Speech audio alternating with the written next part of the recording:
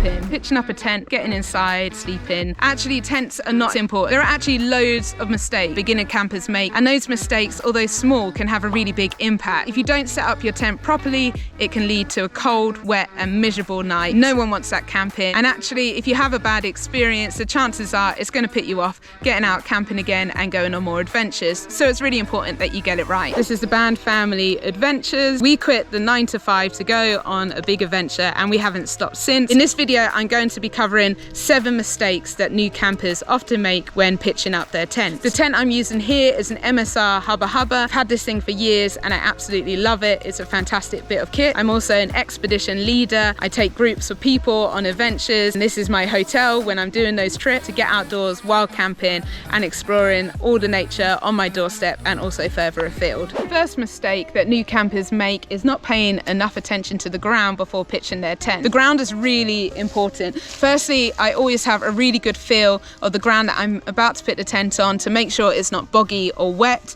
or that there's brambles or spikes that could potentially go through the tent, damage the tent and also cause a very uncomfortable night's sleep. It's never fun to sleep on an incline, so the flatter you can get it, the better. And I go around the area kicking away any large sticks or large rocks that are going to be uncomfortable to sleep on. Get that foundation right and your sleeping that night is going to be a lot more comfortable.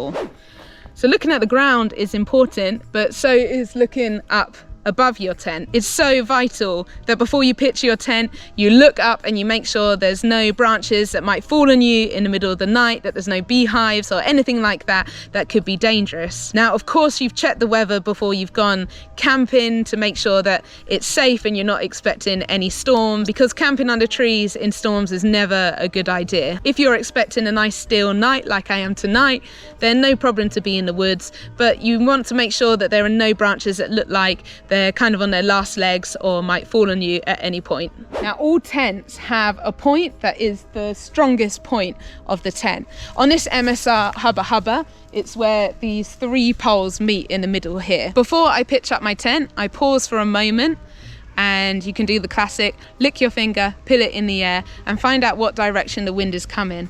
Tonight, there's a slight gentle breeze coming from in front of me where I'm facing now. Therefore, I pitch my tent so that this strongest part is facing the winds. Therefore, if the winds pick up, your tent is nice and strong. I have to say, I've actually pitched up this MSR Hubba Hubba in really strong winds. I'm talking 50, 60 mile per hour winds. I wasn't expecting it. I was in the desert and it kind of hit us suddenly and I didn't pitch it right. I pitched it this way with this single pole which kind of fits here facing the wind, and it was pretty much an absolute disaster. In the middle of the night I woke up and the tent was almost pressing on my face. I tried to push against it, but eventually the pole broke through the tent and it tore it to shreds. Wasn't the best night camping, I have to say. Was quite an adventure, and it was a really steep learning curve because I've never made that mistake since. I ended up having to leave the tent and squeeze into my friend's one-man tent so that both of us were out of the wind and all the sand that was being dumped on us in the middle of the night. Obviously then my tent needed repairing. However, it was an adventure and I always make sure to check the wind and make sure my tent is in the right direction since. Now let's talk about tension. All tents are designed to have a certain level of tension at all points when you pitch it. If you don't get this right, then the result is the outer part of your tent touches the inner, which is the netting part, and that means that if it's rain or there's any condensation, the netting part of your tent, which is meant to stay dry, will get wet, and that will result in water being dripped on you in the middle of the night. So you want to avoid this at all costs. I get it, when you get to your camp you just want to get your tent up and it can be really frustrating getting all those pegs in properly and putting all your guy ropes out, but trust me, it's so worth taking the time to do it properly. The first thing you should do is put your 4 pegs onto the footprint of your tent and make sure that there's perfect tension between them. None of the sides are loose and they are all perfectly straight. And then to finish with peg in all your guy ropes and make sure there's good tension on those. Every tent will also have its own ventilation system, and it's worth learning what the system is on your specific tent so that once you're setting up, you make sure that it's well ventilated and you're using all the features that come with your tent.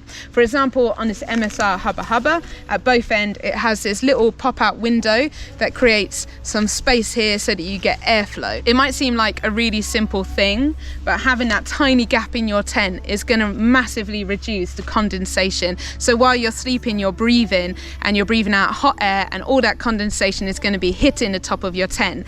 If you don't have good airflow in the tent, all that's going to happen is that condensation gathers and then gets very wet and then ends up dripping on you and getting you and all your stuff wet.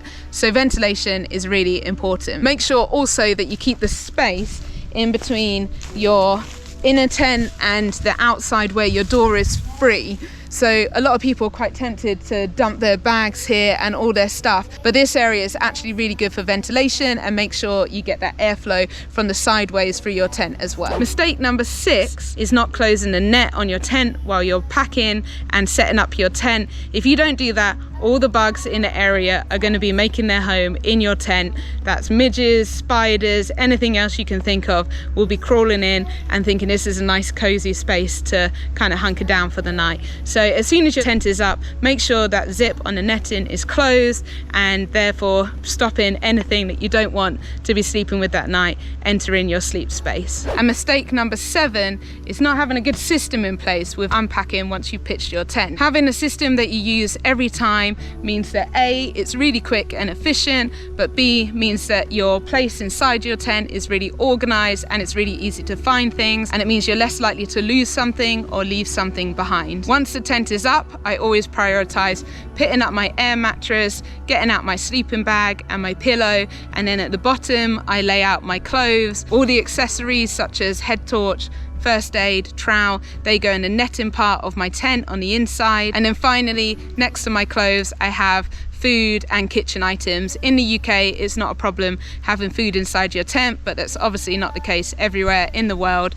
So if it is the case that you shouldn't have food with you, make sure you're storing it correctly nearby your camp. If you follow these 7 principles, you're guaranteed to have a dry and comfortable night's sleep in your tent. Thank you for watching. I hope you found this video helpful. Don't forget to hit like and subscribe to check out more videos like this one on the Band Family Adventures channel.